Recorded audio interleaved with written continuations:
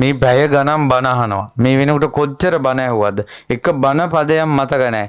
නමුත් අල්ලපු ගෙදරයි හිතරි දෙන්න වචනයක් කියන්නකෝ. මැරෙනකල් මතකයි ඕකි මට මෙහෙම කිව්වා කියලා. ඇයි හිත ඇතුලේ කුණු තියෙන්නේ. කුණු බක්කියට කුණුම දානවා. මේ ධර්මයේ වනාහි සිංහ තෙලයි. ඒ සිංහ තෙල දාන්න රම් බඳුනක් ඕන.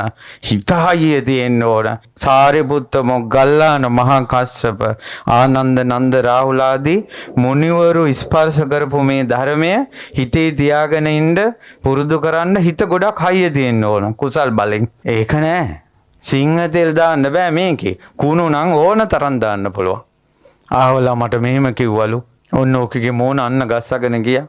බලන්නකො මෝනු එල්ලගෙන ඉන්න සමහර අයගේ මෝනෝ බෙරි වෙලා හිනාවක් අහලක නැහැ. දත් ටික ඩිංගක් පේන්නේ නැහනේ. එච්චරම ශෝකෙන්, සංතාපෙන්, කනගාටුවෙන්, අයුක්තියෙන්, අසාධාරණයෙන් බැට කකා හිත හිතා ඉන්නවා. හිත හයිය නැහැ. හිත හයිය නැහැ. බන කියන මටත් ඔබටත් අපි කවුරුත් මේ වැටුණා මේකට.